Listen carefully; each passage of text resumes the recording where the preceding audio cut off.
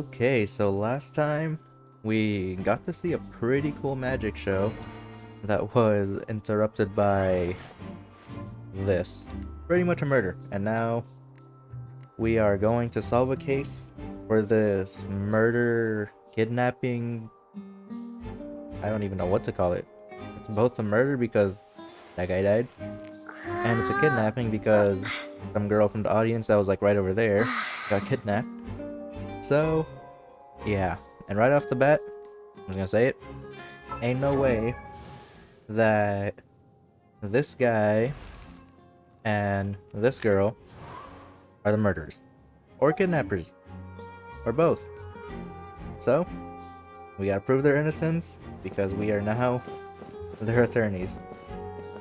So we have 3 clues, and I cannot look in the opera house. Okay. I'm only given 2 yellow dots. I'm guessing this white line's the first clue. This is where the magic box was struck. If Kawo weren't inside the box, I am such a slow reader, oh my gosh.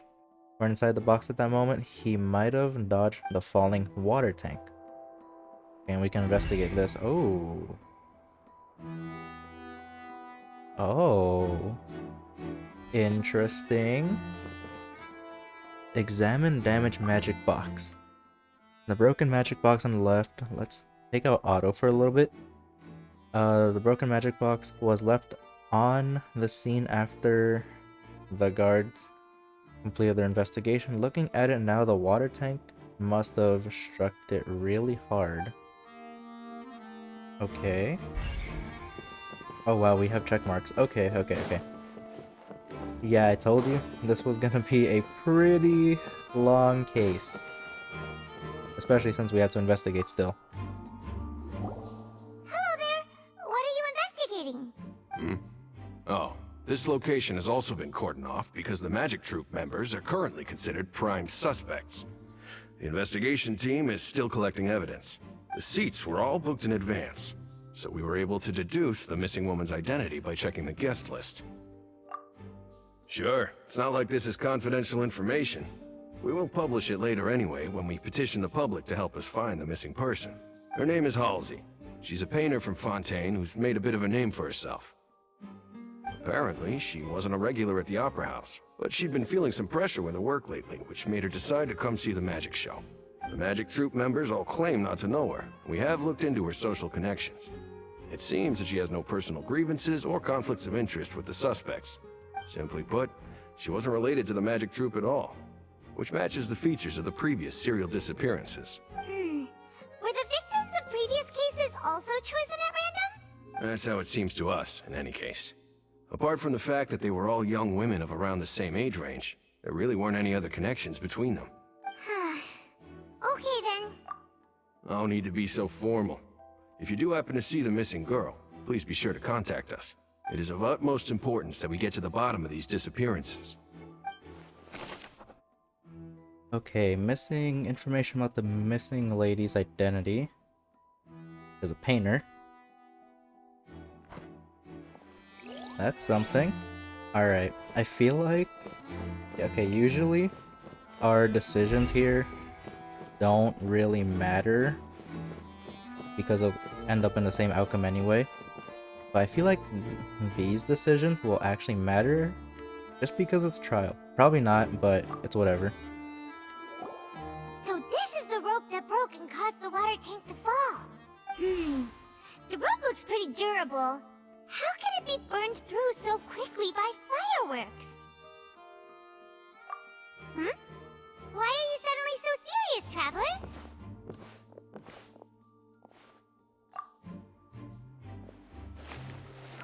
Whoa!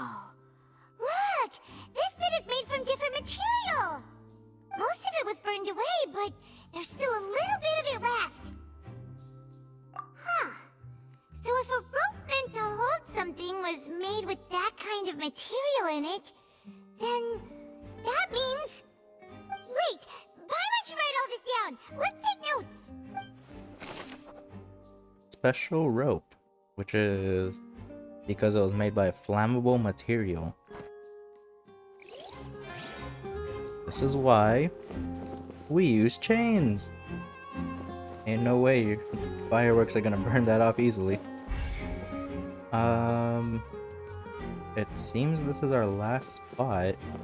Can I get down from the stage? I can. Okay. I want to see the other spots, but we still have this guy to talk to. So, yeah, this guy. Anything else on stage before I actually talk to that guy? No? Nothing? Okay.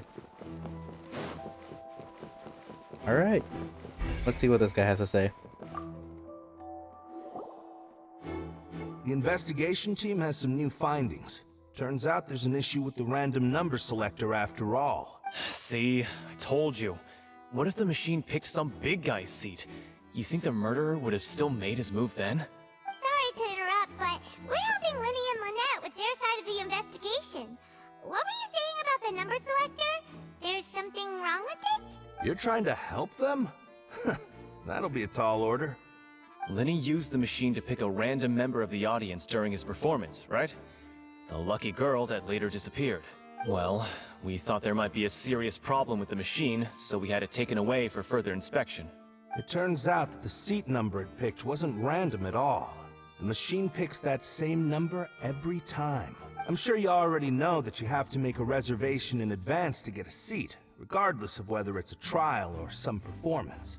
In other words, Lyney knew who would be sitting where from the very beginning. That much checks out. Lyney reserved our seats for us too. Bet you see why I was saying it'd be tough to make a case for Lyney. Even though it's bad for Lyney's case, Paimon had better write it down. Random number selector. Well, a rigged one, I guess. Okay. So, rigged selector, flammable rope. I don't really know much about to say about this. Just a broken box, and the missing person having no connection to any of the crew, basically the staff. Interesting. Who would have thought? I honestly thinking of playing like Ace Attorney or something, but well, it would seem like and just settle here. Where is this actually? I forgot I can't use the map. Hey, you! Yes, both of you! Over here! I've been keeping an eye on you for a while now. Huh? You mean us? That's right. If I'm not mistaken, you're also among those who wish to cut down the thorns and pursue the truth. No? And by the looks of it, you're not from Fontaine. Well, you're right on the more about that one, but who are you? Have you never heard of the Spina di Rosula? From mediating disputes and providing protection to solving conundrums, you name it, Spina di Rosula does it. And I, Navia, have the honor of being its renowned president. Though those who play by our rules call me boss. I'm Silver, her attendant. Pleased to meet you. And I'm Melus. Demoiselle's various daily needs and affairs are under my purview. Huh? Boss? Demoiselle? What gives with the names? Well, I am the second generation president. Melus and the others are still used to my previous title. My apologies, Demoiselle. Should you prefer, boss, I will endeavor to use that instead. No need. You don't have to call me boss. Just Navia is fine. Okay, if you say so. Not that we're members of Spina di Rosula anyway. All merely trifling details. Never mind. Now, back to the situation at hand. That's right. I've always kept an eye on the serial disappearance cases. My interest stems from a matter back from my father's time. Judging from the look of things, I find Lyney an unlikely mastermind. Really? We think so too! That's why we're looking for clues now. But how did you come to that conclusion? Intuition, naturally. My unparalleled intuition. Farina sure was quick to point the finger at Lyney without any decisive evidence whatsoever, wasn't she? But that's not uncommon for her. If you remember, the Justice had to interrupt her and ask if she was pressing charges just to keep her from getting carried away. Anyway, a trial begins the moment someone levels charges. And, of course, there was no way Farina was going to back down in that situation. Sounds more like you just don't trust the Hydro Archon. Well, what's your opinion? I must admit that she can be interesting at times, but liking her doesn't mean that I'll blindly agree with her. All right, I've answered your question. Now, it's time you answer mine. Wait a minute, did that answer count? Well, I say it does. But don't worry, you won't hear any pointless questions from me. In your opinion, do you think it's right to treat a trial like it's an opera? Well? And why would that be?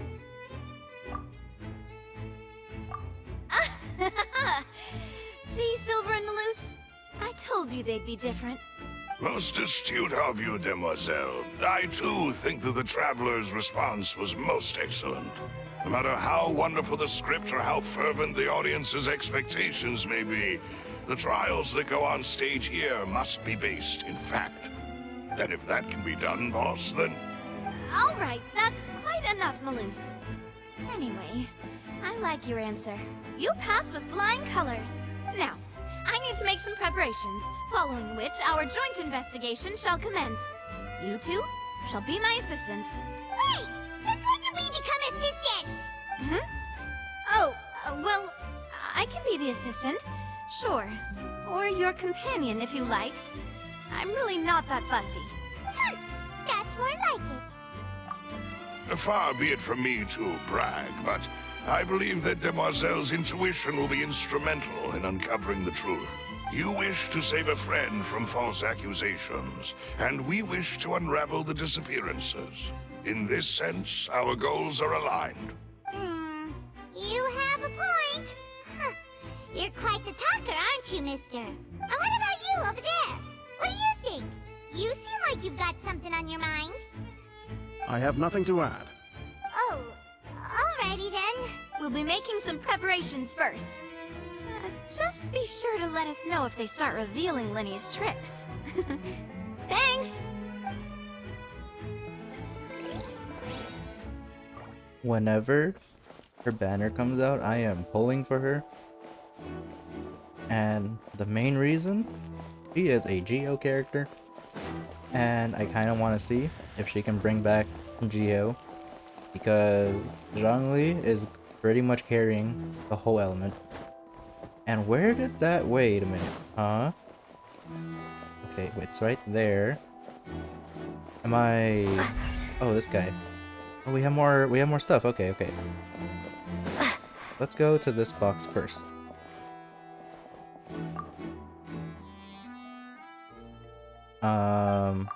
It look... Okay, come on.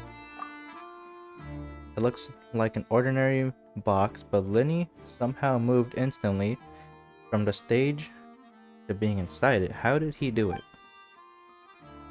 Can I, like, not push the box or something? I guess not. Alright, who are you? I see that you're investigating the area.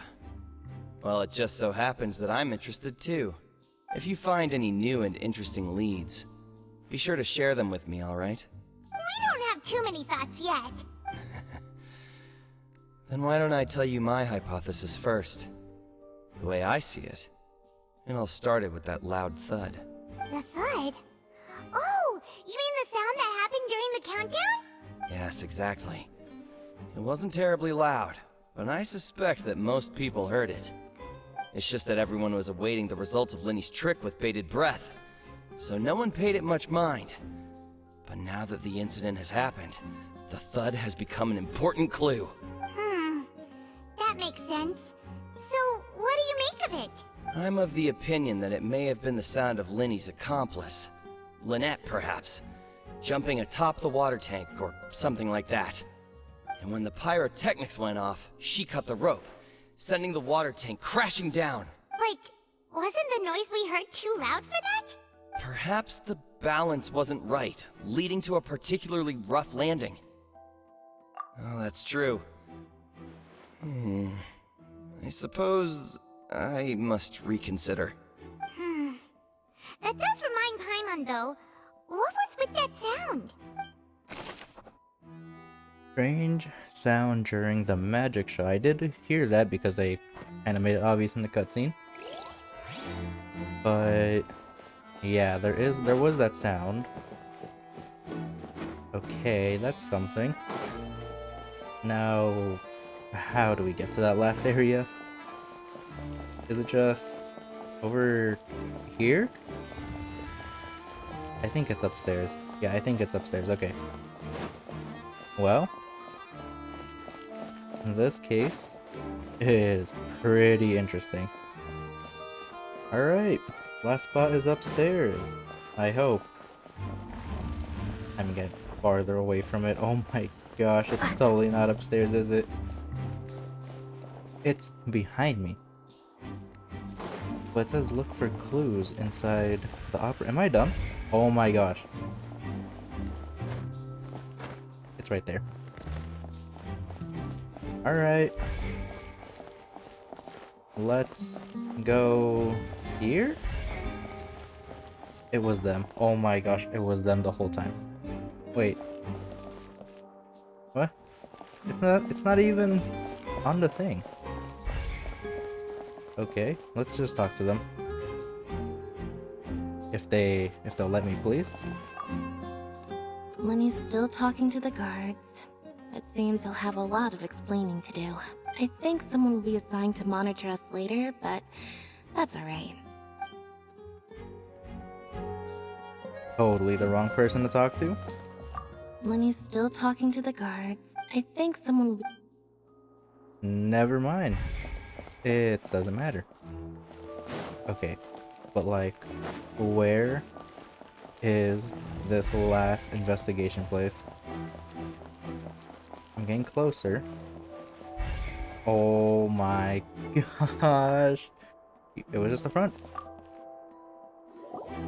Sorry, but no one can freely enter or exit the Opera House at the moment. If you wish to leave, you must register your identity with us first. No, we're not leaving. We're representing Lyney and Lynette as attorneys, so we're investigating the case. Were you always guarding this entrance? Yes. After the Chief Justice gave the order, everyone coming in or out must undergo a strict inspection. So, the missing girl couldn't have left from here. At least, not from that point on. I doubt there was much opportunity then, either. How can you be so sure, Well, because I was in charge of security near the entrance at that time. I couldn't see Lyney's performance from here, which was quite a shame. Just my luck. But still, I did not abandon my post, and I stayed put no matter how loud the applause was. If someone had so much as even approached the door, I would have noticed it, let alone if they had tried to leave. We Melusines are good at that sort of thing, you know. So, it's safe to say the girl couldn't have left through here. Alright, thank you for your help. This'll be useful info. Okay, so no one entered or exited. Huh. We checked everything of note here at the performance venue. Paimon wonders how Lyney's discussion with the guards is going. Let's go see, shall we? Understood. Then I will be going with you. Just so you're aware, I will be monitoring your actions and making notes as necessary. Very good. Thanks for being so agreeable.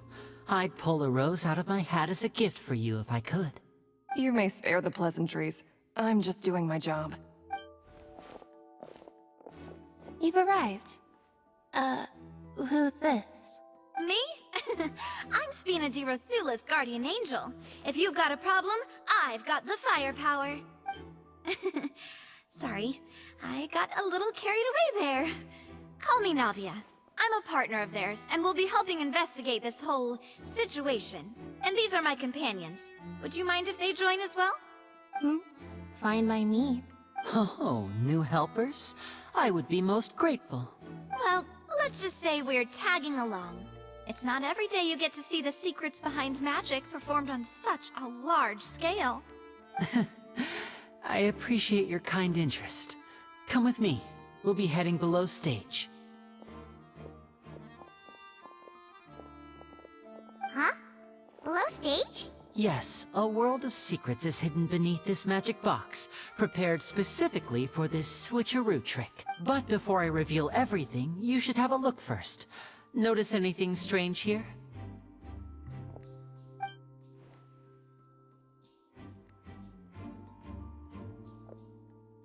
I'm not trying to be dramatic. Remembering the details of a trick will help you understand the methods used to perform it more easily. Huh. Weren't there balloons and other decorations here? Where did all that go? Ah, good eye. That said, you're still far from discovering the answer. The back? You mean the inside of the door? What's different about it? Paimon didn't notice anything. Very good indeed. I thought you might not be able to catch that, given that you were sitting in the first row. The back of this door was patterned. Those patterns are now gone, replaced by a smooth wooden board. So, if you put 2 and 2 together, what do you get? Exactly. All right, let's go. I'll tell you how it works as we head down.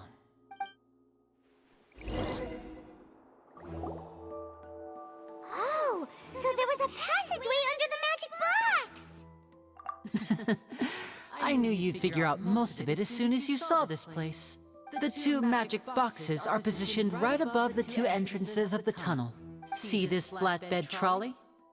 The box with the lucky audience member in it would be shuttled over to the other side using the trolley. This trolley can raise and lower and even rotate, ensuring that the box will face in the right direction. I see. So that's the purpose of the box inside another box. Precisely. The inner box would descend after the audience member was put inside and be moved along the trolley, all while the outer box would remain on stage as if nothing had ever changed. So that's how you did it! Once the box was lowered, the trolley would store some energy through this device here, with which it would complete the rest of the steps. The audience member would only be able to feel some slight movements in the dark, and by the time she walked out, she would already be back on stage. Right! You were talking that whole time, and you even came out for a moment near the end! Ah, yes.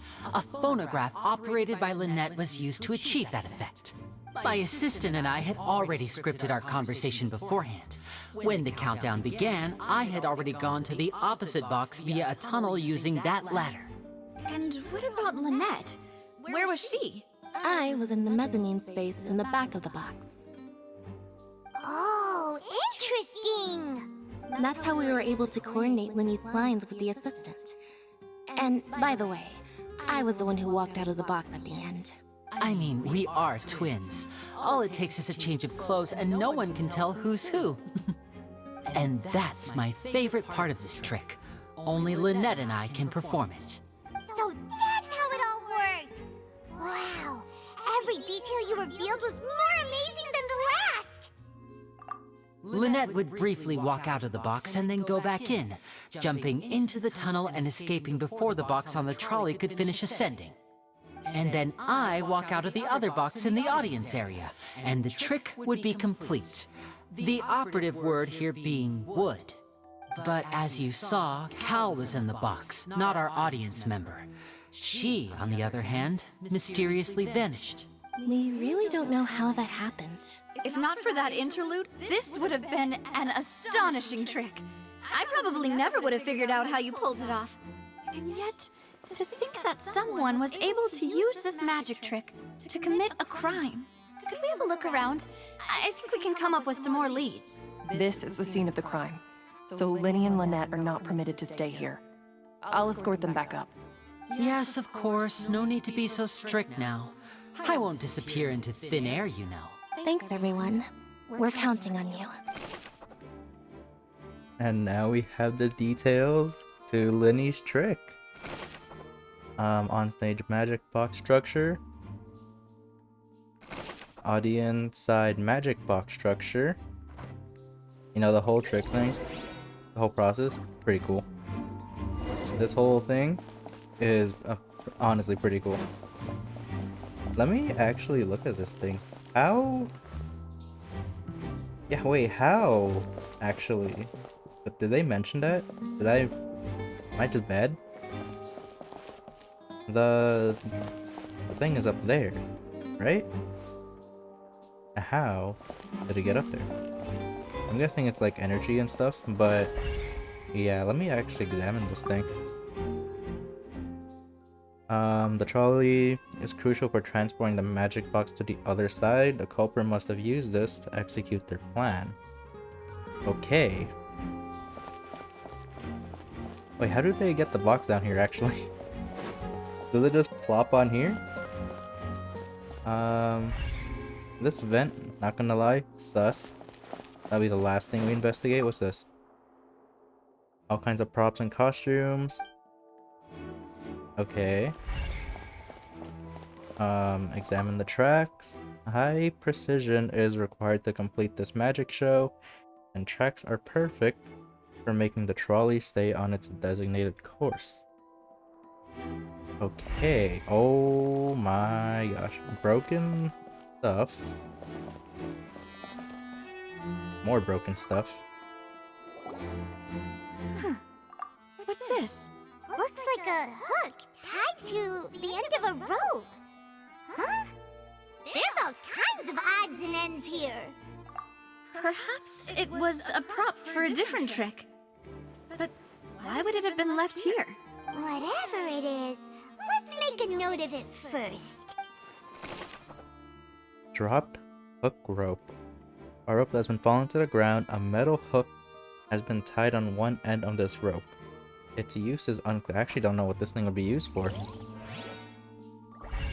What would it be used for? It can't be, obviously can't be used to cut the rope. Maybe pulling the box, actually. Okay, examine control board. This should be the control device for the trolley. It seems to be able to operate automatically. Okay, examine ladder, wow. A ladder is required in order to return to the magic box above. Wait, how do they go back up there? Oh wait, no. This is for like the person. Huh?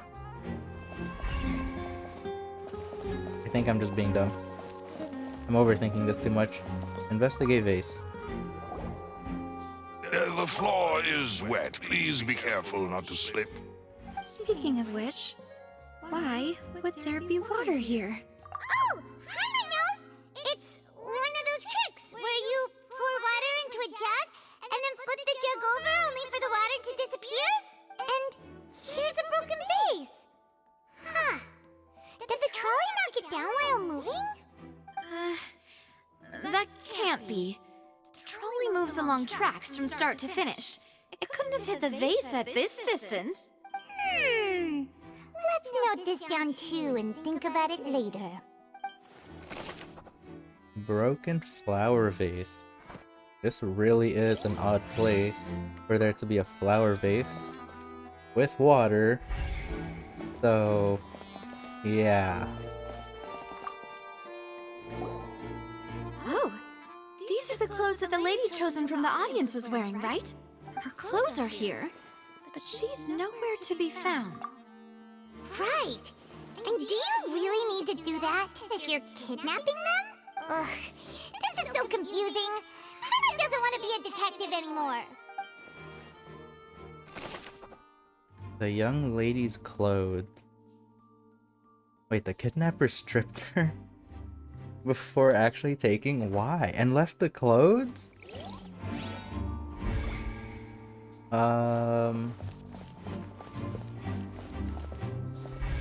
This is the last spot, right? Because this vent looking thing, not gonna lie, is like the most sus thing here. Okay, let's investigate this thing. What is this place? It seems someone could fit through here. Huh. Could this have been the suspect's escape route? Alone, perhaps. But if they had to pull another person with them, the space would be too narrow. But there are no other ways in or out of here.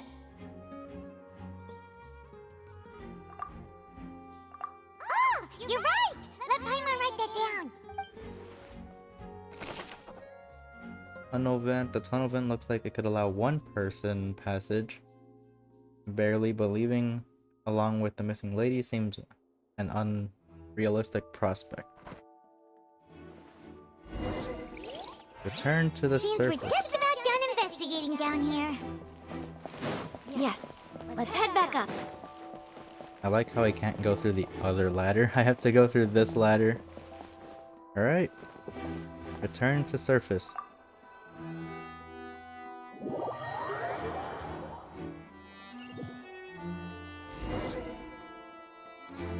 Well, we've ascertained the state of the crime scene. Let's find a place to sort out our findings once Melus returns. Seems to me that there are several things that don't add up here. Apologies for the wait, demoiselle. So, what did the guards say? Did the criminal escape through the vent? They believe the odds of that are very low, since the vent leads to the Opera House's basement. The guards have checked the area carefully. No one left through the basement during the performance or after the incident, and no one was found hiding there. So the tunnels become like a secret chamber then! You know, like the kind you usually see in novels! The plot thickens. Halsey's disappearance and Cowell's death are both quite inexplicable. No wonder Farina was so confident in her accusation. All of the current evidence points toward Lyney and Lynette. In other words, the charges are very likely to be upheld unless we make some considerable progress. Charges and then trial. So if the charges are upheld, they'll announce a sentence? That's right. This is how a trial goes in the Opera House. During the proceedings, the Chief Justice and the oratrice will hear statements from both sides. That's right. This is how indemnitium is produced. The statements from both sides, the defenses from attorneys, witness testimonies, and even the audience's emotions will all be projected on the oratrice. To put it simply, it's as if the oratrice has its own will, and is a judge in its own right. This also precludes any kind of favoritism on the part of the Chief Justice. Not that this has ever happened anyway. Once both sides have finished speaking, the Chief Justice will make his final decision. This, too, will be used by the oratrice as a reference. Then, finally, the oratrice will be consulted by officials. The result it returns is the will of justice itself. Huh? So that machine is the one that actually decides? Paimon thought Neverlet called the shots. In practice, there is very little difference. Both have always come to the same judgment, which is why people have great faith in the Chief Justice. Ah, yes, the guards also asked me to convey that none of us will be allowed to leave this place before the trial. Huh? Why? Because we've chosen to act as the twins' proxies. That makes us persons related to the case. They're concerned that we might be colluding with outside parties, or that we might find outside help to disrupt the case.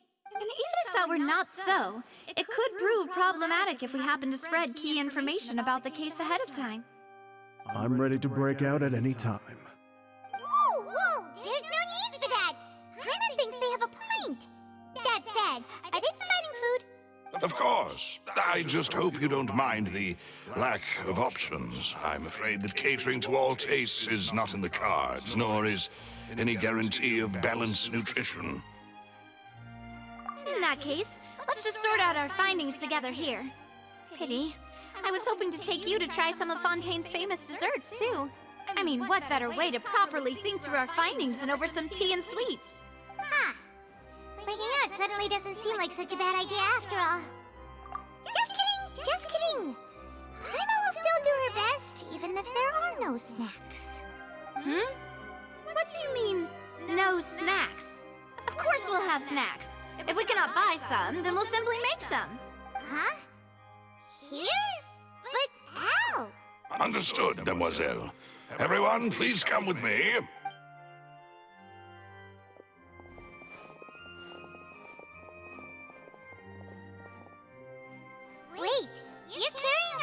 portable stove with you? Yes, I must be prepared to meet the demoiselle's baking needs whenever the fancy strikes her.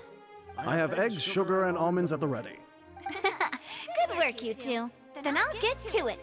Please sit tight for a moment. You'll get to taste my awesome snacks soon enough. These three are quite the interesting group.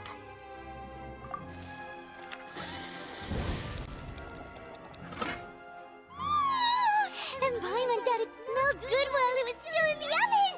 Oh, it's even better now. Paimon can't stop drooling. From the way you had these two guys carrying all that stuff around, Paimon thought you'd have them do more during the baking process. But you ended up doing the entire thing by yourself! Beating the egg whites, grinding almonds, everything! I was applauding. And I was giving encouraging smiles. Paimon was just thinking, aren't you worried about getting your fancy dress dirty, beating egg whites and baking like this? Well, I don't think it's carved in stone anywhere that fancy ladies can only read books, sip tea, ride horses, and play the piano. I just really enjoy making snacks. Don't underestimate beating egg weights, by the way. It's a real arm workout.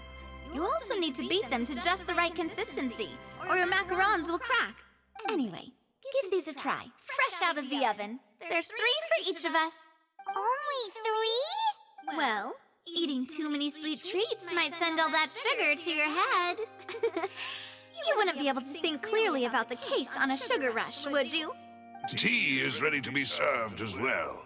This is Demoiselle's favorite, strong black tea with a floral fragrance that clears the mind and lifts the spirit. No need for concern, I'm merely doing as I should.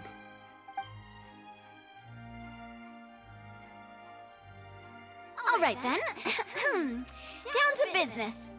As Paimon mentioned previously, the tunnel seems to be something of a secret chamber.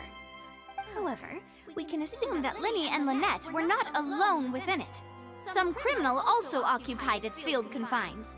The magician twins could have committed the crimes, of course, but they lack any logical motive. Exactly! Why would they do such a thing right when everyone was watching? The flower vase and the thud we heard during the performance could indicate some altercation between Halsey and the criminal in the tunnel, resulting in the shattering of the vase, the discarding of her clothes, and her abduction. Perhaps the criminal thought that since she was chosen from the crowd, she would be too easy to identify if she was still wearing the same clothes. Paimon thinks that makes sense, but the real trouble is... True. None of the clues we found thus far support the existence of this third person. But the only people left to consider are both technically victims, whether it's the missing girl, Halsey, or poor Cowl. Huh. Could Halsey have secretly made modifications to the magic props in order to murder Cowl before making her escape? That's right. And even if she had tampered with the setup, she would need to understand the entire trick to pull it off. Nor does she have any motive. The guard said that she has never had any dealings with the Magic Troop's members. Were we not thorough enough in our search? From the sound of things, this is turning into an impossible case. Your macarons are amazing though, Navia. They smell great! They're nice and crisp and super sweet! They are my specialty after all. And I see you've already had 5 of them. What? 5? Oh, that can't be right. Paimon only counted 3, honest! Please don't worry about it. At my age, a few less sweets might actually be a good thing. No! Being greedy is one thing, but Paimon knows how to count. Besides, Paimon knows that if she ate too many, then others wouldn't have enough. Wait, even you don't believe Paimon? How could you? If Paimon ate those 2 extra macarons, then may they turn into stone in her stomach! All right, we get it. Well, I suppose one of us might have gotten too engrossed in our chat and eaten them by mistake. No big deal. Melus, set up the stove again if you would. Huh? What are you doing? Making sure everyone gets 3 macarons, of course. Exactly. We don't want to trouble you. As you wish, demoiselle. And I have the egg, sugar, and almonds.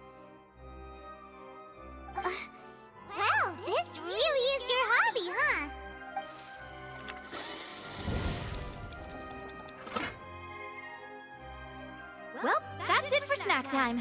I'm going to have another look around the area. I don't know what we're looking for yet, but we've still got some time. As attorneys, I suggest the two of you think the case over again. It would be awkward if you got all tongue-tied on stage during the trial. Alright, thanks for your help, and for the snacks. It was nothing. A small task for the Spina di Rosula. Silver, Melus, it's time to go. I'll be back if I find anything new. Probability of a third person being involved.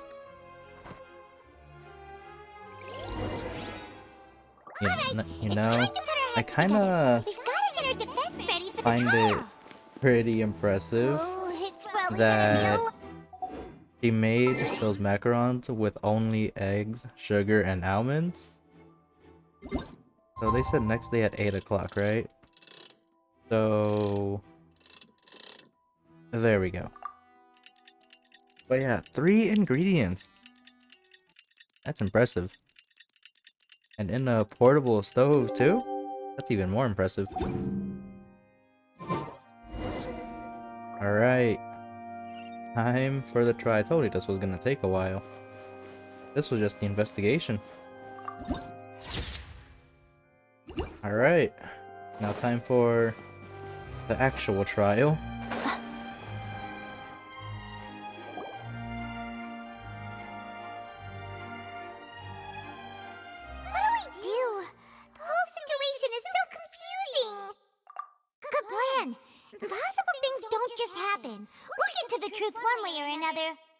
Just relax. Even if everyone else suspects Lyney and Lynette, at least we will be supporting them from the stands. Besides, I doubt Farina understands any more about what happened than we do. Thanks, Navia. Well, we'll be going then. Best of luck to you.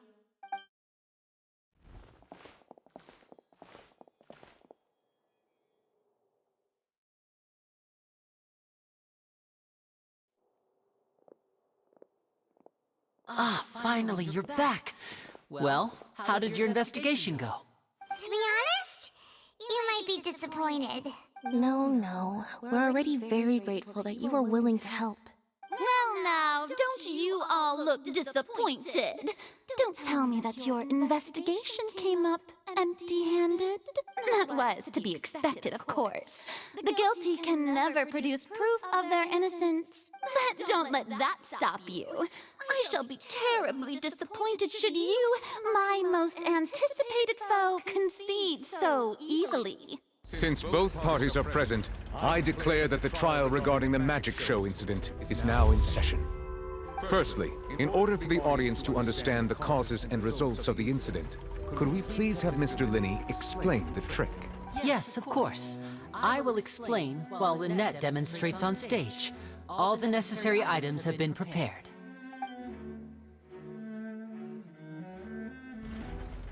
Thank you, Mr. Lyney.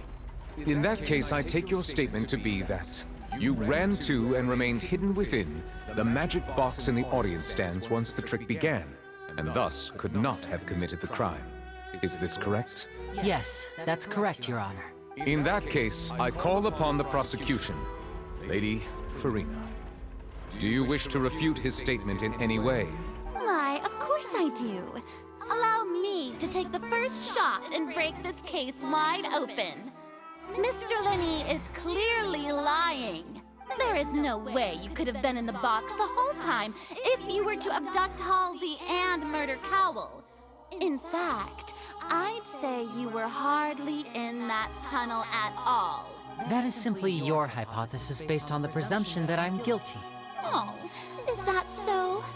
And if I may ask, what did you hear while you were inside your box? The roaring countdown of the crowd, of course. That's how I kept track of the... And you didn't hear anything else at all? Nothing that might leave an impression of any kind? No, nothing. I see. But when the count reached 30 seconds or so, there was a thud. One so loud that I believe practically everyone heard it. Huh? Hey, hang on. Something's not right here. Yeah, I'm sure he could have heard a noise that loud from inside the box. I was right by the box and I definitely heard the thud. Look at those scales. Could those mean... Well then, ladies and gentlemen, allow me to use the words of the magician himself. You never know what can happen in the blink of an eye. Indeed, it seems his alibi can also collapse in the blink of an eye. Of course, I have armed myself to do far more than smash your alibi. Confidence cannot go unfounded, and my foundations are rock solid. Tell me, aren't you and Lynette actually from the House of the Hearth? The House of the Hearth?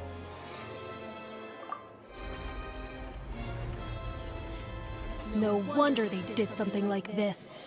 So the serial disappearances were the Fatsui's doing. Now it all makes sense. I've got a feeling that what happened on stage probably wasn't just an accident. That's irrelevant. Our identities have nothing to do with what happened. Indeed. Then perhaps you could tell us everything that happened during that 1 minute. Your first priority is to prove yourself innocent after all. I'm sure there is little that needs to be kept secret now. Unless your script already has holes in it. The Outlander is speechless. My, oh my, don't they look flabbergasted? Now comes the infighting and discord, I suppose. This was almost too easy. Good thing I made all those preparations. Seems the all-nighter I pulled last night is really paying off. Hey, Lyney! Why didn't you tell us this before? Order! Order! Mr. Lyney, allow me to re-establish the facts. Lady Farina has raised 2 points. First, when the thud was heard in the Opera House, you were neither in the box nor the tunnel. Second, you and Ms. Lynette are both members of the House of the Hearth. Are these claims true?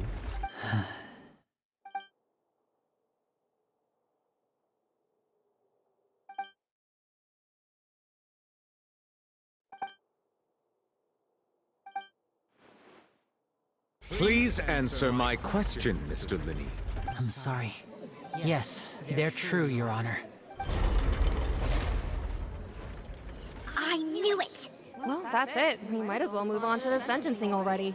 What should we do now? Granted. In that case, what is your request?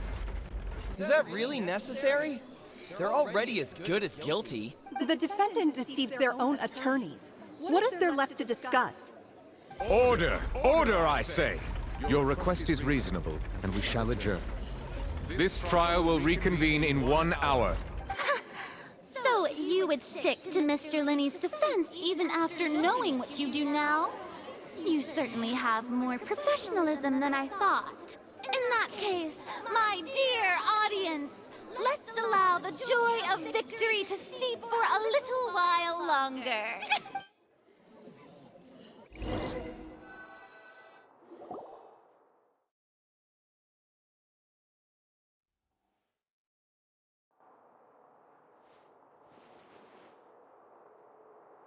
Well, this is awkward.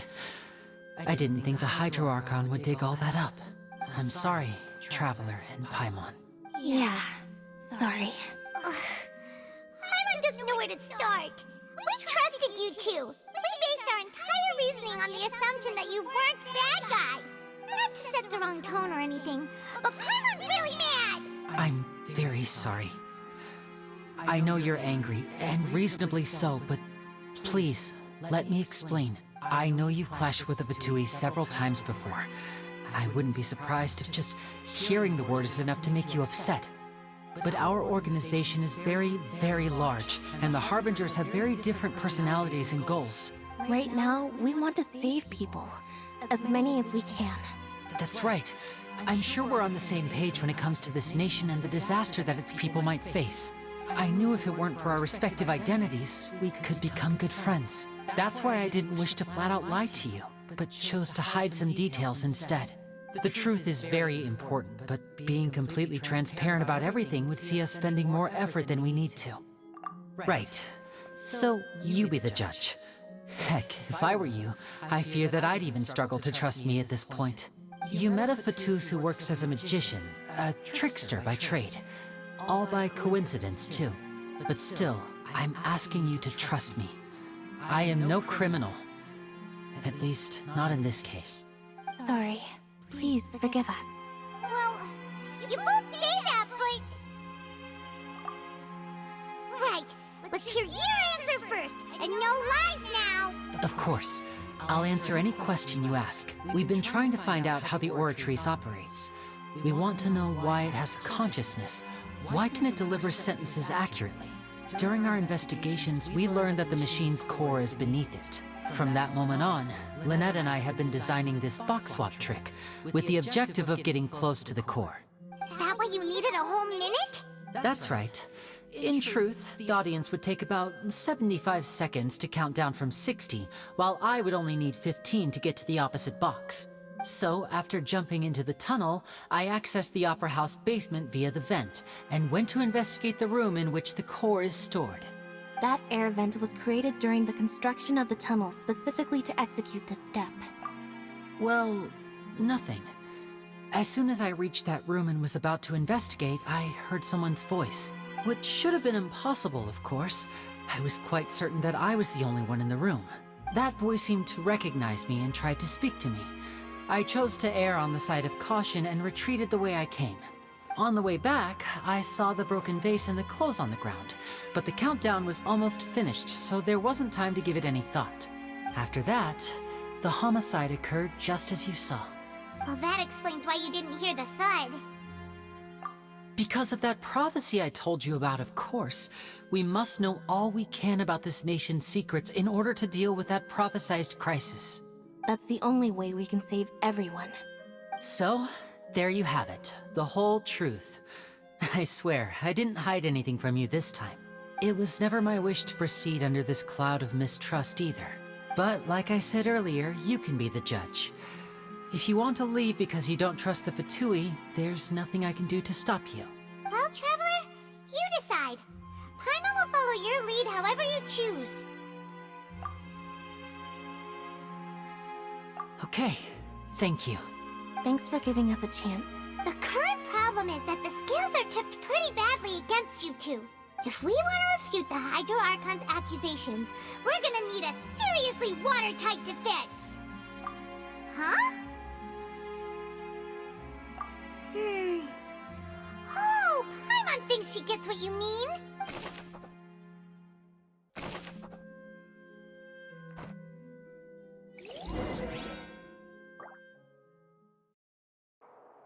Really good stuff. Alright, back to the trial. I really am interested to see what's going on. I love it.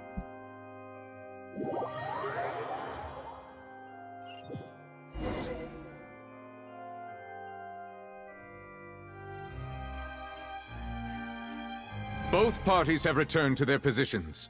Let us continue the trial. When last we left off, Mr. Lyney acknowledged the new evidence presented by Lady Farina as fact. Therefore, Lady Farina may continue stating her reconstruction of the events. Ugh, that took long enough. Now then, if everyone would lend me their attention. At this stage, let's revisit that scene from Lyney's perspective.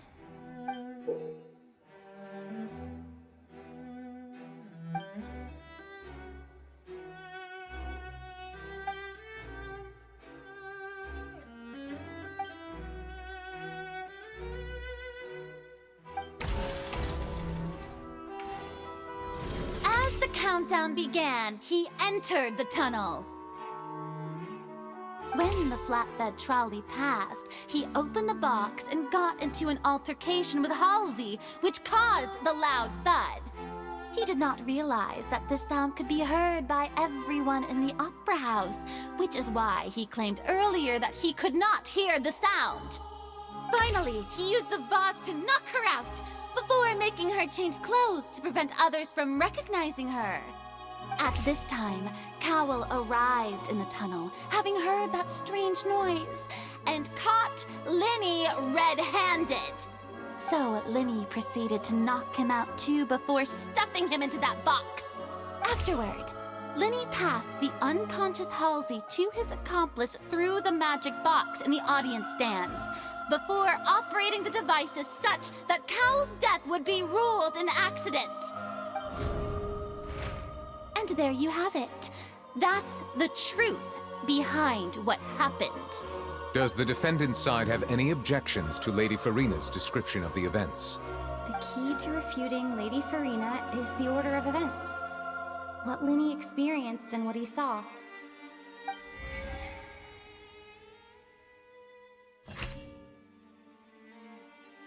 Okay, right off the bat, there is a few things that I already figured out here. This, obviously. This, pretty much everything, not gonna lie.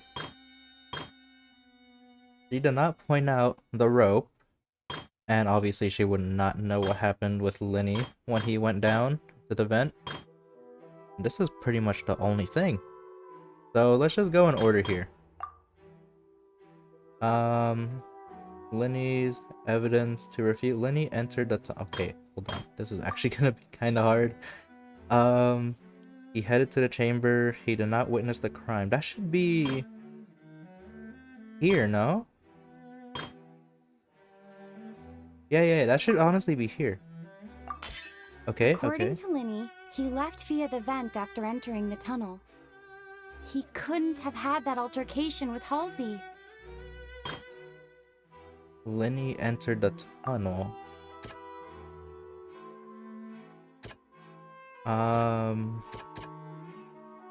Okay, hold on. Let's do that one last because there is 1, 2, 3. There's 5 things we can do, and obviously 5 events that they pointed out. So we got this one right.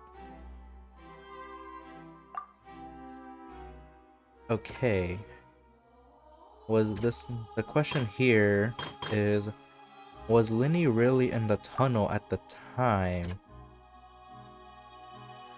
Claims to have heard a mysterious voice. What's this one? Strange sound during there was a audible thump. Any audience?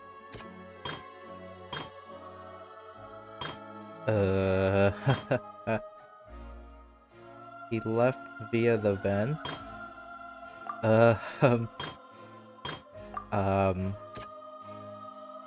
Strange sound during the magic show. There's 4 things.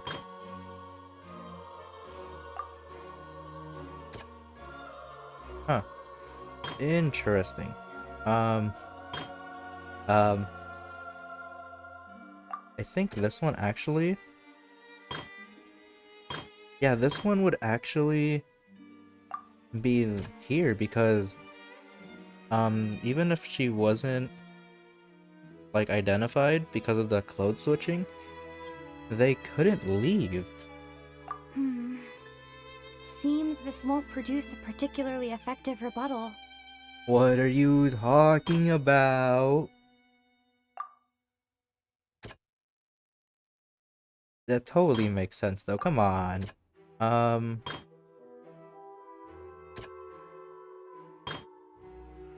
Okay. How about this one? The clothes. This is pretty much the only other thing that makes sense here. See? Ain't no way that doesn't make sense. It's really one of these two? Really? So it's...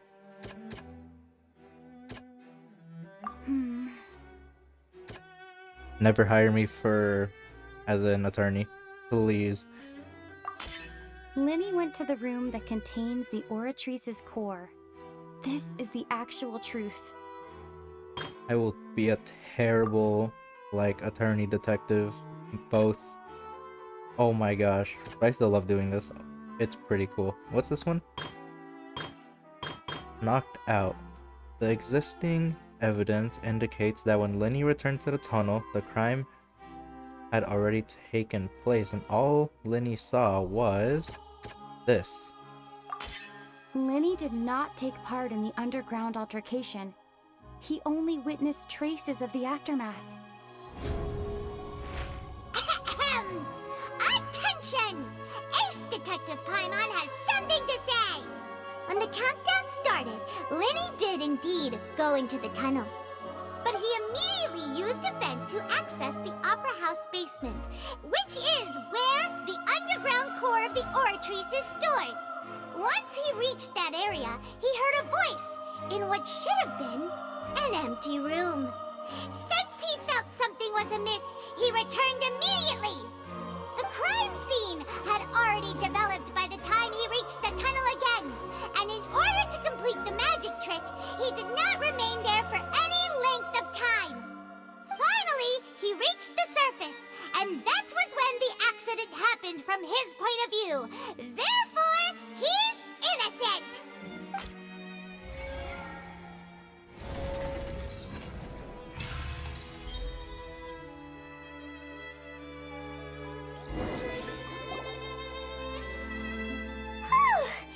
Paimon did it! Paimon actually managed to say all that! Oh, wasn't it awesome? In other words, you believe that he knew nothing of the incident? That's right! My reasoning? If that's the case, then if Cowell hadn't entered the tunnel, who was the entire setup meant to kill? Assuming that what you say is true, Lyney only needed to kidnap the young girl to cause a new disappearance case. What would the point of killing someone on stage be? Oh, they have a point. That's right, you tell him! And that's why they're partners of mine. They've managed to turn things around. Oh, well, your denial is very strident, I'll give you that. But what proof do you have to back your claims? Of course I do. If he had been in the magic box the whole time, how could he have not heard that sound? Why do you ask? You're saying that he wasn't?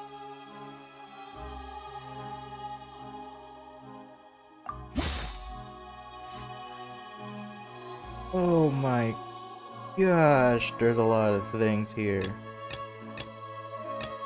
Which is the evidence that Lyney wasn't in the tunnel when the crime took place? They're most likely...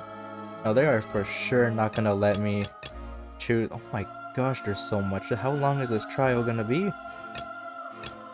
They're for sure not gonna let me choose the wrong option, but I still want to choose the right one.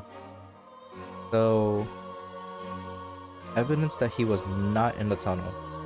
Let's read them. No one left the opera house. No.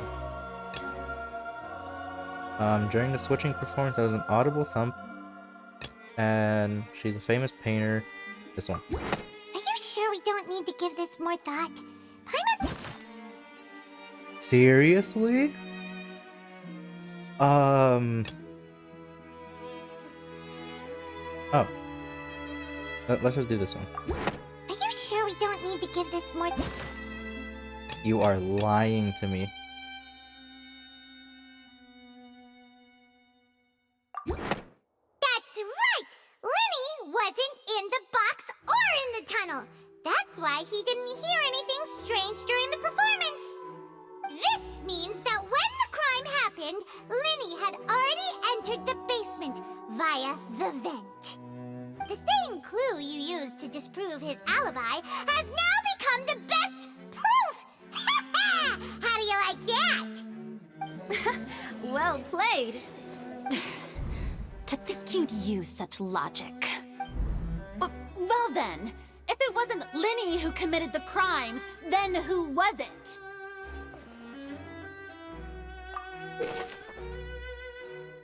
Oh my gosh, select the gear icons in the interface.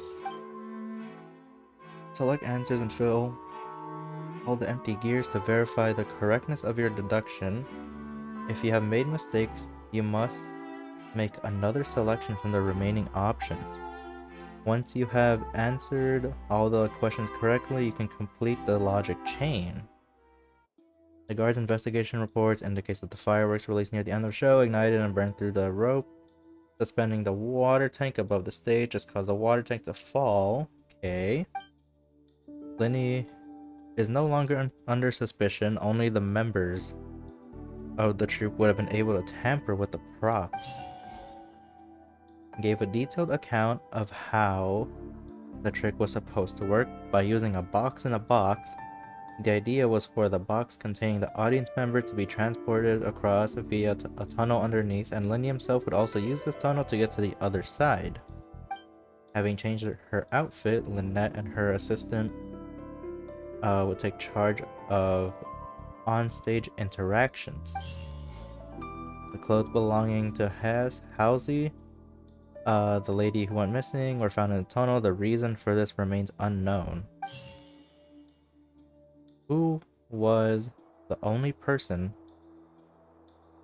who could have possibly committed the crime? Could there have been a third person involved? The deceased's name is Cowell, Lyney's assistant. He would have been able to tamper with the equipment. The only person who could have... It's not Cowell. There is no way it is Cowell, right? Man's literally dead. So... it can't be him, right? But... we don't know where this one is. Halsey is the missing person and an ordinary audience member. Or did she have her own scheme all along? Yeah, this one, Loki, is kind of sus. So, maybe. Just maybe. But at the same time, a third person, it actually makes sense for a third person. Yeah, it actually does make sense. But could there have been a third person involved? Is that really a possibility? But it seems like my personal logic is wrong. Just straight up wrong from like literally the past thing. So, unexpected one. It's this guy. The deceased's name is Cowell, Lyney's assistant. It's totally this guy. Someone else died.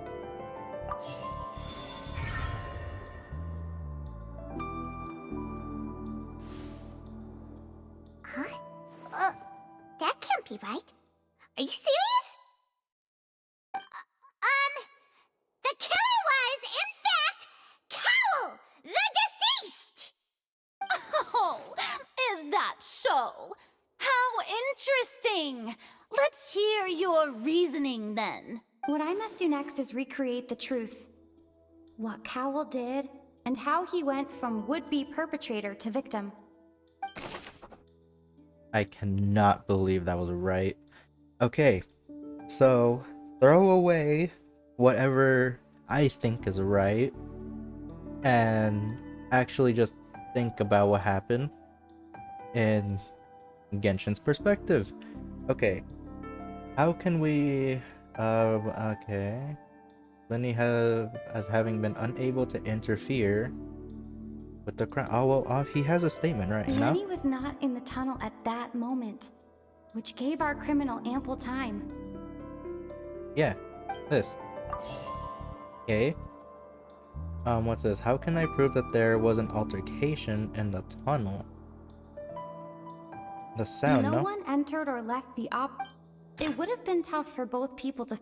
The sound we heard may have come from a clash between the missing Halsey and the criminal. That makes sense. Okay, that makes sense. Wait, why am I choosing my own logic? Why did I choose my own logic? Why would I do that? Okay, now this is probably wrong. Where...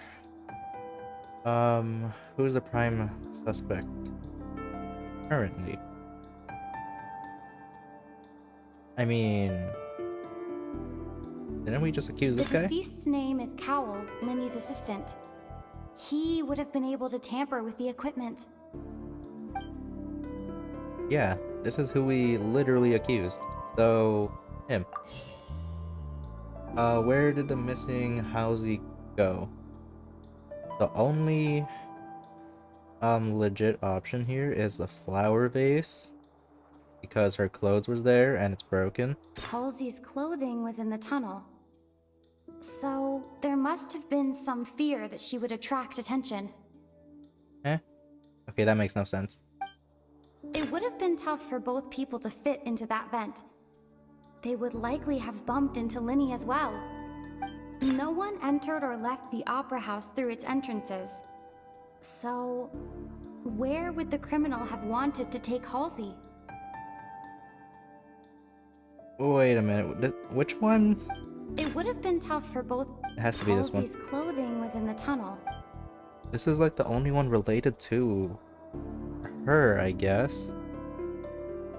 But the sound we heard may have come from a clap. Lyney was not in the tunnel at. The deceased's name is Cowell. None of these talk about the vase. Halsey's I'm just gonna choose this. clothing was in the Yeah, I'm just gonna choose it. Hello? No one entered or left the. It would have been tough for both people to fit into that vent. They would likely have bumped into Lyney as well. No one entered or left the opera house through its entrances. So.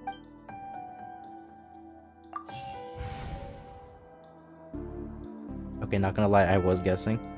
Because my flower vase idea was not an option. It would have been tough for both people to fit into that. So I guess tunnel vent. Hello? What? None of them?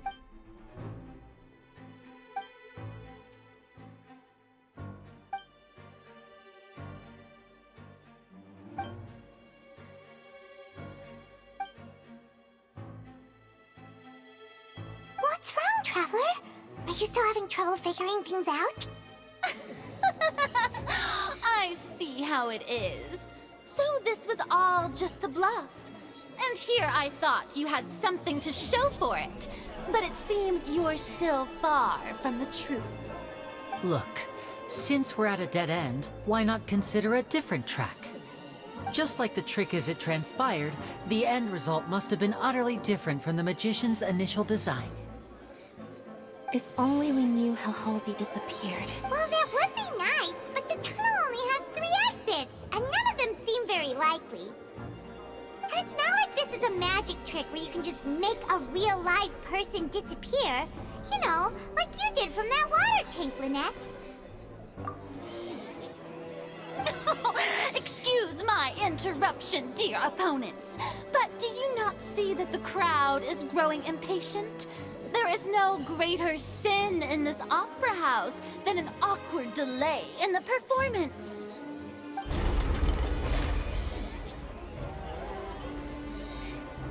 If the defense is unable to make further effective arguments, we will move on to the next stage of the trial.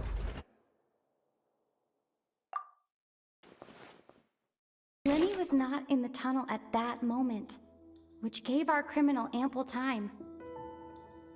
The sound we heard may have come from a clash between the missing Halsey and the criminal. The deceased's name is Cowell, Lyney's assistant. He would have been able to tamper with the equipment. Oh my gosh, there's a flower vase option. I had to fail. Oh my gosh. I was right. The vase was not broken by chance.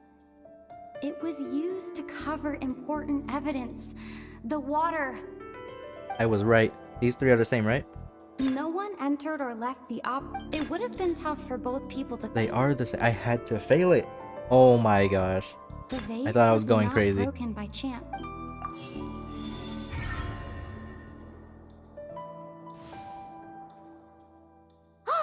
Paimon gets it! It all comes together if Halsey disappeared instead of being kidnapped. Lynette escaped from the water tank, vanishing gradually and leaving only clothes behind. If there's a similar method where a person could be transformed into water... Oh, just a moment, please. I do hope you know how preposterous you sound at the moment. How could a person ever be transformed into water? This is reality we're talking about here, not some magic trick. Must we really? I should think that of anyone. Your friend Lyney already knows this truth very well. Magic tricks are ultimately just illusions and misdirection. But Halsey's disappearance is very real. We're talking about two completely different things. Even so, I trust the Traveler's judgment. The truth must be out there somewhere. Perhaps some new line of reasoning may open if we try to gather all the focal points that don't make sense. Since Cal was the deceased, we haven't placed much attention on him. But given that we aren't making much progress with the case, it wouldn't hurt to have a look at his belongings, would it? People really do come up with all sorts of harebrained schemes when at the end of their rope. The way I see it, your suggestion that we broaden the scope of our investigation is nothing but a tactic for stalling the trial. Nevertheless, I believe that this is a reasonable request on the part of an attorney. Since the trial does indeed appear to be at an impasse, I believe that additional evidence may help us make more progress. Guards, please step into the lounge and examine the personal effects of the deceased Cowl. We are still examining the items, but we have already made critical progress that we feel must be shared with everyone post-haste. We discovered several test tubes of fluid within Cowell's baggage, each labeled separately. The notebook in his backpack claims that these fluids are...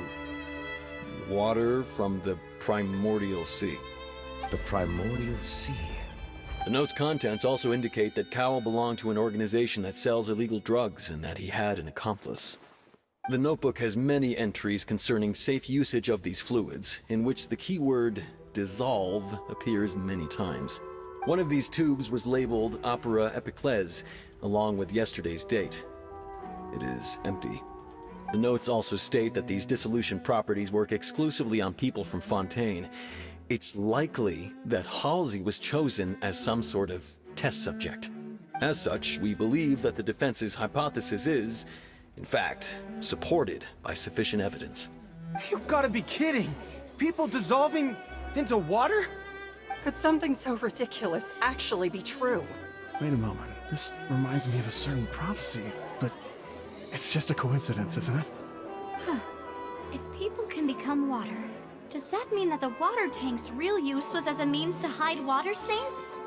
And if Cowell was targeting that girl... Wait just a minute. Could that mean... You two, with me, quick! Demoiselle, wait!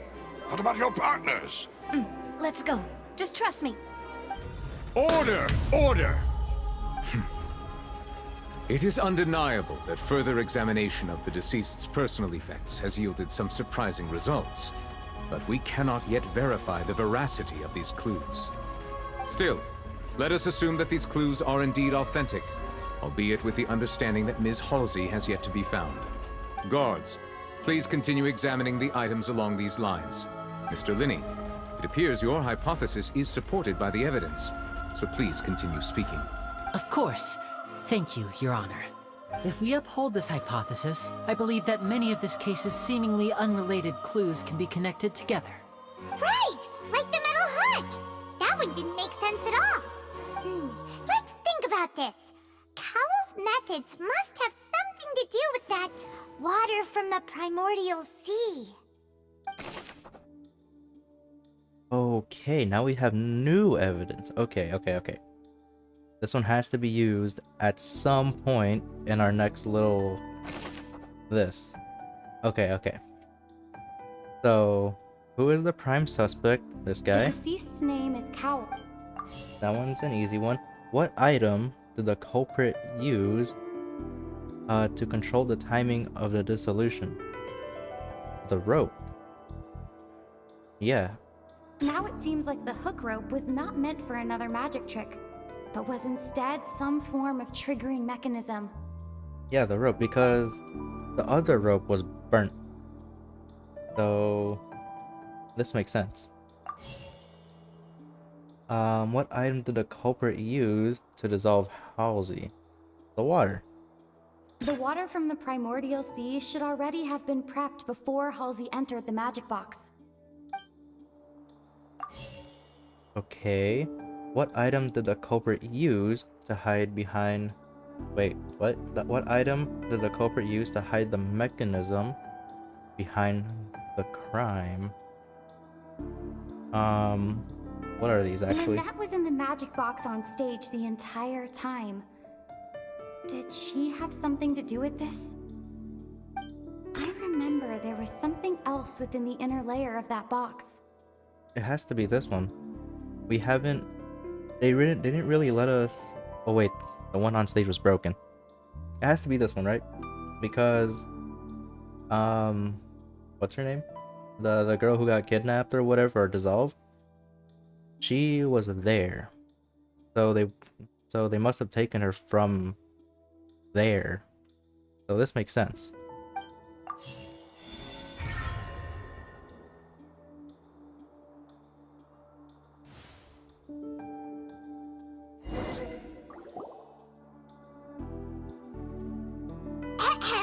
It's Ace Detective Paimon's time to shine again!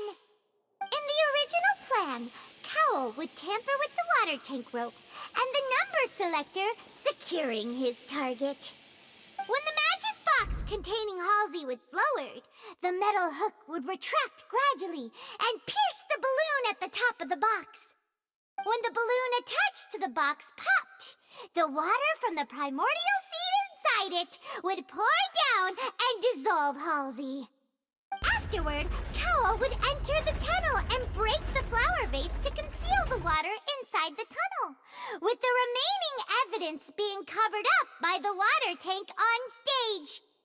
But he encountered something unexpected in the tunnel, and wound up being fatally hit by the same water tank he meant to use to cover his tracks. Huh. That does make sense. That actually links together a lot of the more confusing pieces of evidence.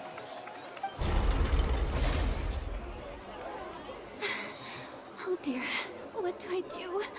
Even I think they sound convincing now. Have I falsely accused an innocent person? What a humiliation.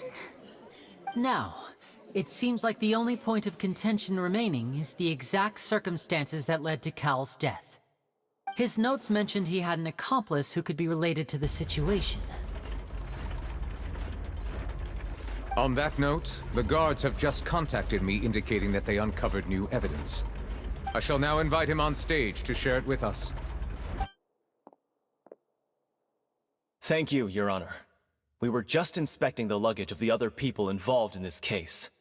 And we found an identical sample of the water from the primordial sea among Lyney's personal effects. What? That can't be. Oh, I see. Well, how wonderfully comedic to have your own counterattack only to come back and wound you. Does this not clear all doubt? My dear citizens, my loyal audience, allow me to present my reasoning and bring this performance to a swift close. Lyney did not need to take part in the dissolution of the young woman at all.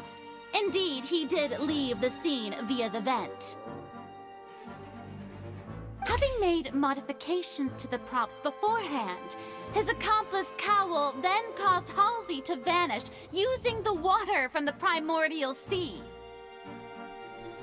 But upon his return, in cruel avarice, Lyney desired sole credit and prepared to do away with his partner in crime. Ultimately, he knocked Cowl out, and the tool meant to cover the crime up also became a murder weapon. Now, as much as I regret having come to such a viciously straightforward conclusion, it does seem that the famed Fatui is quite the cold-blooded and ruthless organization. Am I right, Mr. Lyney? We've used up all the evidence we collected. There's no way for us to make a rebuttal here. Is this the end of the road?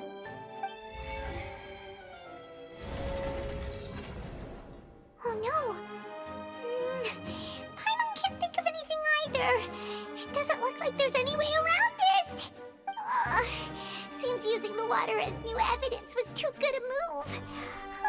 Why did this have to happen now? I think we've all seen enough now, and we have ample witnesses to my flawless reasoning. I believe this is indeed the finale! Now then, my good, noble Chief Justice, should we not, in your view, move... Excuse me, everyone, but I must interject! Miss, I must ask you not to shout, and to respect the ongoing legal proceedings. Oh, come on. Don't be hasty. I have a good reason for interrupting, you know. Now, would anyone here like to take a little break from all this debate and see a little magic? I'll show you an amazing trick. One that can bring a young woman who has disappeared back in the flesh, right before your very eyes. Please, do the honors, Mr. Lyney, if you would be so kind. What in the world is she saying? No offense, miss, but miracles like that are beyond my scope as a magician. Come on now, don't be silly. Magic is all about misdirection, isn't it? It often conceals the truth while presenting a fascinating illusion. But once everyone believes the illusion, can't magic reveal the truth to them once again? And wouldn't such a trick be the most marvelous finale to today's performance? Come on, Lyney and Lynette, give it another go. Don't worry. Spina di Rosula has made the necessary arrangements on your behalf. But, as the magic makers and stars of the show, I think I should leave the final performance to you. I understand.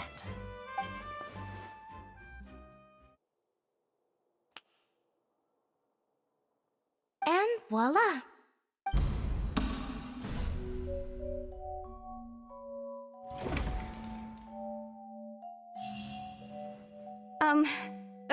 Sorry for the interruption. Wait, isn't that Halsey? So the whole thing about people dissolving wasn't true after all? To be clear, I'm only here because this person told me that if I testified, the merit of doing so would lessen my sentence. I was hiding outside this room listening to the proceedings because I was afraid that I would be the one put on trial. I was just feeling happy that no one had noticed me, and then before I knew it, she caught me. That'll teach you to underestimate us three. Where should I begin? I'm sorry. I'm the one who killed Cowl. I admit it. What? Why? Firstly, my name isn't Halsey. It's Lillian, and I'm originally from Mondstadt.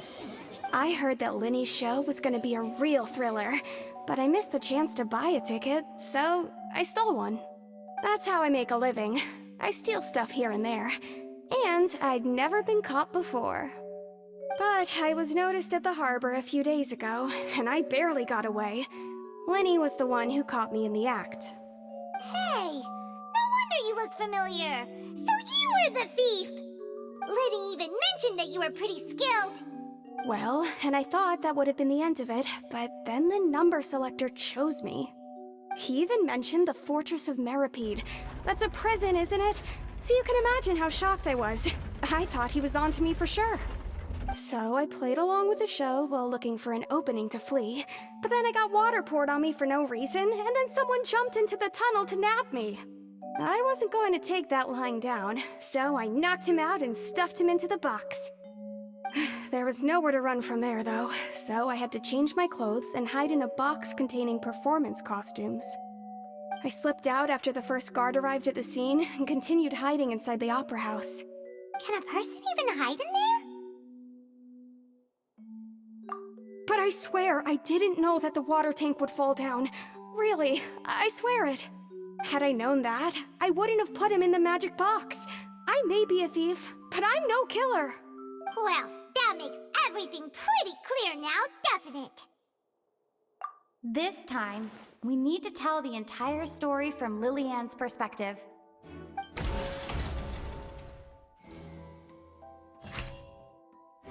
Okay. So the real thing is, why is her whole story pretty much the exact same thing? Except this one. But like everything else is the exact same, I think. So this one's the first one because she did not dissolve. She's clearly there. So this one. We haven't mentioned the sound, no? Random number here. During the switching performance, there was an audible thump that many audience members heard. Let me look at the question. How would Halsey have reacted? Oh, she did say she knocked him out. Yeah. Okay, that makes sense. Oh my gosh. The strange sound wasn't from a fight. It was Lillian's attempt to break out when she was frightened. Oh my gosh, thank God. That was right. Well, obviously, these two are wrong.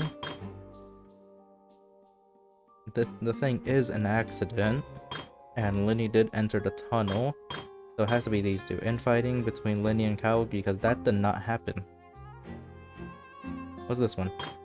Lyney locked Cowell out. What did she swap clothes?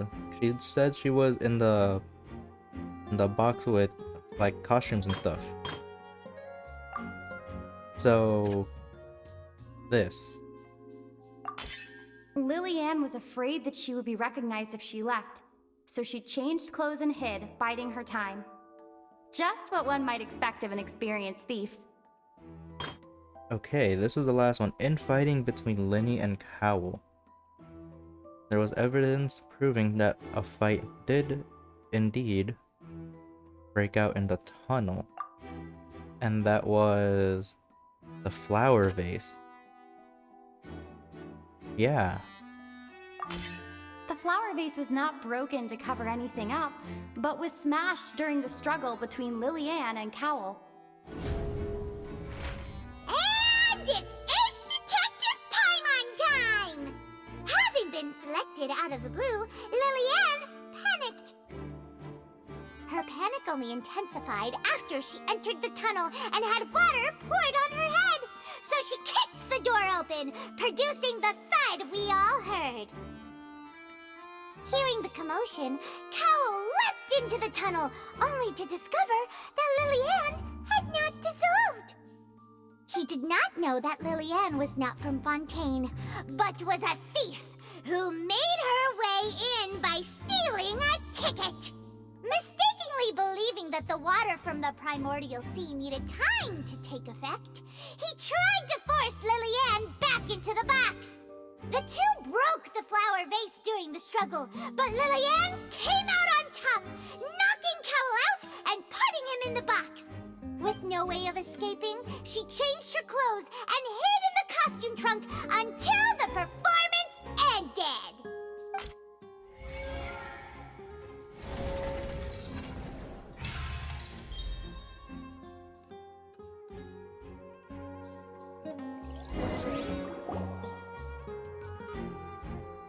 She knew that she would have to go through guard inspection if she tried to leave afterward.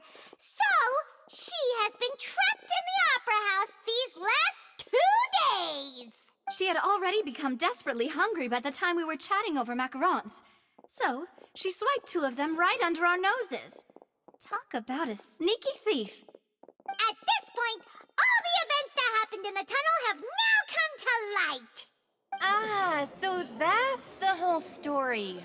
Bravo! Bravo! Now then, Lady Farina, do you wish to speak against the defense's statements? Please answer the question, Lady Farina. Also, if I may add, the trial has not yet ended. As such, I request that the prosecution not leave the room before the proceedings have concluded. What, are you reading my mind now? No, I have no further arguments. I admit defeat. But really, could you at least have left me with some dignity? Wow! Look at that! She's like a deflated balloon now! If there are no objections, then as the Chief Justice of Fontaine, I shall once again repeat the full sequence of events. The actual perpetrator of the serial disappearances, Cowell, selected his next victim from the audience reservation list. With some modifications to the selector, he could ensure that the pre-selected young woman would be chosen. To cover up any evidence while committing the deed, Cowell thought of allowing the water tank to fall, which would conceal the water left behind after the young woman was dissolved. He also tampered with the rope suspending the water tank, using the fireworks at the end of the performance to cause the tank to drop and hide the watermarks. He poured the water from the primordial sea into a balloon during the preparation of the magic box, and stuck it to the box's lid. Finally, he passed the prepared hook on a rope through the gap in the magic box's door when bringing the young woman to said box. When the magic trick officially began, the box containing the woman was lowered into the tunnel, tightening the hook rope and bursting the balloon containing the water. If all had gone to plan, the young woman would be dissolved at this time. However, Lillian was not from Fontaine, and thus fled the box with a loud noise. Realizing that there was trouble, Cowell entered the tunnel and met Lillian. Thinking that the waters had not yet taken effect, he decided to proceed. However, his opponent was more capable than he thought, and he was overcome, knocked unconscious, and placed into the magic box, and thus became his own final victim. Lillian, according to her own statements, then changed clothes and hid until the performance ended, before hiding in other parts of the opera house. As for Lyney, he was in the underground structures within the opera house, and was thus ignorant of these happenings. From this reconstruction of events, we can conclude that Lyney, the accused, is in fact innocent. While there is much in Lyney and Lillian's conduct that should still be investigated separately, this case, at least, can be handed over to the Oratrice to make the final decision.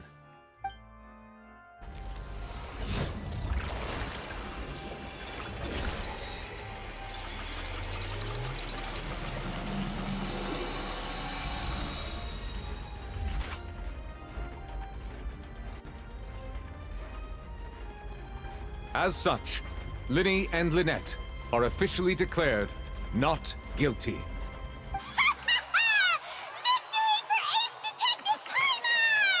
Great work, partners. Thank you all. Thank you so much. Next, I think we deserve an explanation, Guard Vaughn. How did you find the water from the primordial sea in Lyney's baggage? Right! Your discovery caused me to make a serious mistake, you know. Or was that not a discovery, but false evidence that you dared to bring before this court?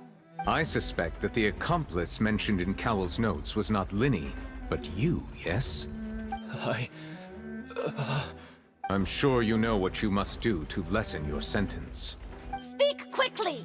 Unless you want to earn yourself a one-way ticket to Coupon Town. I was just following orders. We were supposed to place blame for the serial disappearances onto Lyney, and thus cause suspicion to fall on the Fatui. The higher-ups said this was the best opportunity to do so. And now that your plan has fallen through, and the secrets of the water have been revealed, you have become a liability to said higher-ups, yes? Therefore, you would be wise to tell everything you know, and seek the protection of the guards. Yes, I'll tell you everything I know. Our boss discovered that the water can cause people to dissolve. It can also be made into a potion, which when extremely diluted, can cause people to experience unforgettable exhilaration. We've been in this business for a while now, and have made decent mora off it. The disappearances were also the boss's idea. I mean, this is the boss we're talking about. The...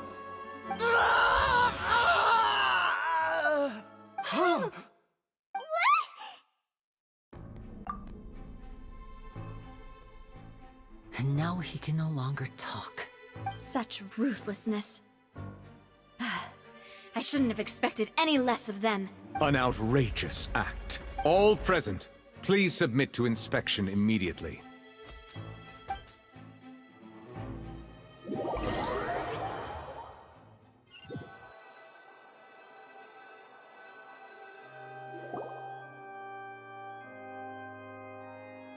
So, we're just going back now?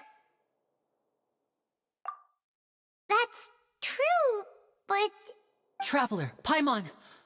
Please wait. Lyney... I know you may not want to speak to me right now. Maybe you don't even want to look at me. But still, let me thank you again for defending me to the end. Even after you learned that I'm a member of the Fatui. I guess. But regardless, I'd like the opportunity to set things straight. I didn't approach you with any ulterior motives or ill intent. I've spoken to you as myself, just plain Lyney this entire time.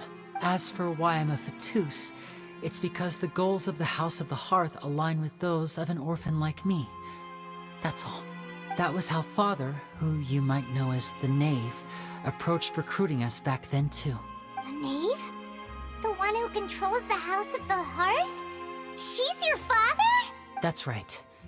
And since we're here, I was wondering, would you mind hearing a story? It's about my past. Back when our parents first died, Lynette and I were left wandering the streets. To survive, I took to surreptitiously observing an older street performer who did magic. It took me several days to figure out how he pulled off his amazing tricks. I took my sister through several streets until we found a crowded corner, and we began to perform magic tricks there. To my surprise, we proved to be pretty popular, and we could at least stop worrying about where our next meal would come from for a time. But I didn't want my sister to remain a street rat together with me forever. Before long, an aristocrat came to me and claimed that he wished to take us in after watching my performances. So you went from orphans to nobility just like that? That was how we felt at first too. As if fate was on our side and we could say goodbye to those painful days. But I gradually discovered that while we were called foster children, he was really after my talent for magic tricks. He would constantly take me to all sorts of banquets to garner attention, which he would then use to expand his social circles. That doesn't seem too bad either. Better than roaming the streets at any rate. It took a while for me to realize just how dark his heart really was.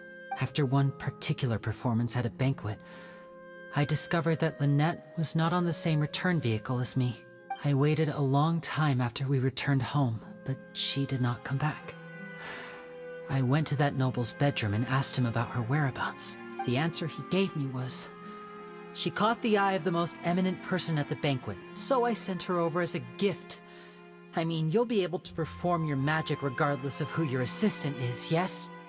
Oh no. So he was gonna... But wouldn't Fontaine's laws deal with such people? As far as outsiders are concerned, this is a relationship akin to adoption or foster care, and they have their ways of escaping the eye of the law. I managed to ferret out the location of the mansion of that so-called eminent person, and hurried through the night.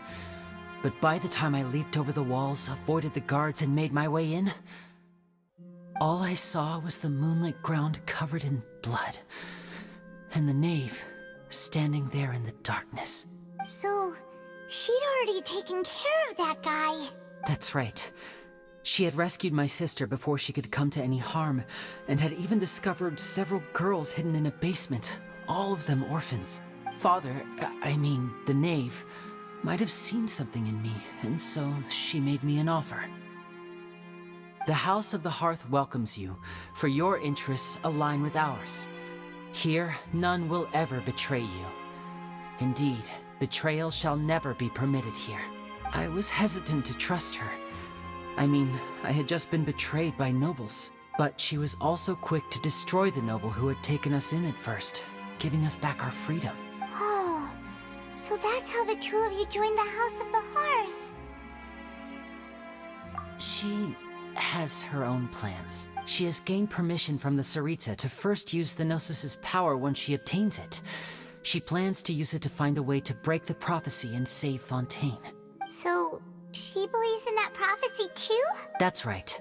The whole House of the Hearth is currently working to combat that crisis. Today's case has also proven that people from Fontaine can indeed dissolve into some sort of water, thus further supporting the prophecy. All of us house members here, Lady Arlecchino herself included, are from Fontaine. We won't give up on defending our homeland. To us orphans, the only connection we have left to this world, apart from our family, is our homeland. So, from small deeds like distributing magic pockets to huge schemes like stealing a Gnosis, everything is aimed at dealing with that prophecy. It's all right. I understand. The only thing I can do is relate all this to you. I just hope you can understand that even as a member of the House, I have never stopped making my own decisions, and that I believe what I'm doing is right. If you should need anything at all in the future, feel free to find me. I will do my best to help you, as plain Lyney. Bye, Lyney!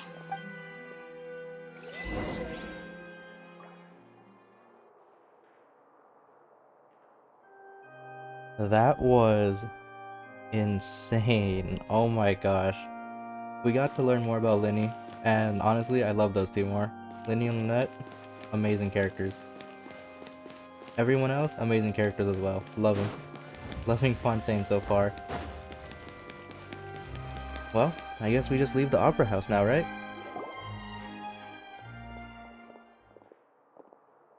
Hey there! What was with the disappearing act you pulled right as the trial ended? Were you looking for us, Navia? Well, this whole thing isn't exactly over, is it? I do feel that we're getting closer to solving the serial disappearances case, though. Don't you think so, too? Huh? What's wrong, my dear partner? Besides, are you sure we're the ones who can crack a case that's been cold for decades now? And given that there's new evidence from the trial, there should be a trail of breadcrumbs for the Hydro Archon's people to follow now, right? Ah, I see. Well, I won't lie. I'm a little shocked to hear that from you. But I suppose you are just travelers who have only arrived in Fontaine after all. Sorry, I might have been too presumptuous. Don't say that, Navia. Ah, and we were having so much fun investigating with you, too. It was like having new waters flowing into a stagnant mire, causing new hope to spring forth, and the reflection in the murk to become clearer. Sorry about that. I'm a bit prone to nostalgia. Don't mind me. Wait, shall we have a farewell meal? You know, to commemorate our time as partners? Huh? Do we really need to get that formal? Well, guess you really did treat us as partners, huh? Well, I'd just like to have a proper ending to every important memory. That way there are no regrets later. Anyway, it would just be a meal, so it shouldn't take up too much of your time. You don't have to twist Paimon's arm. If Boss Navia's treating, count Paimon in!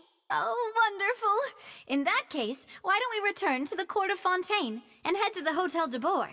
I believe we'll make it just in time for dinner. All right then, let's have our farewell meal! And there's Act 1 completed. Oh my gosh, that last part took so long, about 2 hours.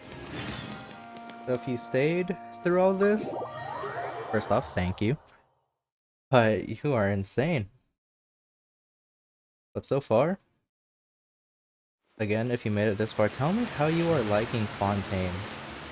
Fontaine so far, for me, probably, no, not even probably, I love this region so far. It's only been out for literally a few days. and I love it. Sumeru, amazing story as well, but Fontaine, just the first act was amazing. Mondstadt is Mondstadt, let's be honest. It was just like the little introduction. Liyue, it was pretty good. I'm gonna lie, it was pretty good. I like Liyue. Inazuma was probably the most interesting one. But Fontaine though, this is by far my favorite region. Oh, yeah, I cannot wait for the future sections of the map to come out, for more stories to come out. They have Act 2 already. So, yeah, we'll be doing Act 2 next time. So, if you stayed for the full 2 hours about, then thank you. And again, let me know what you think. So, I'll be ending it here, and we'll see you next time in Act 2. And I will for sure not teleport here. Right here, I will not teleport to this waypoint. I promise that. If I do, then I'm kind of forced to sit back down and play through the story. So, yeah, we'll see you in part 2.